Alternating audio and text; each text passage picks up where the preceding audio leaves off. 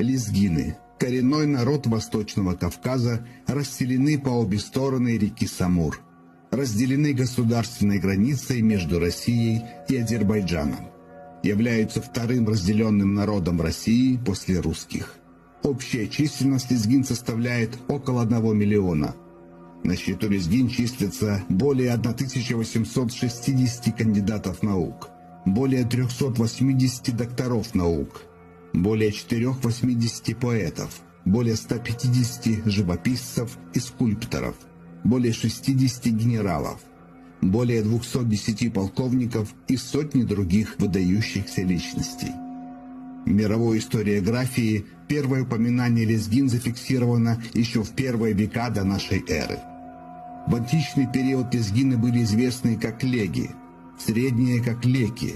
Арабы именовали их лагзи.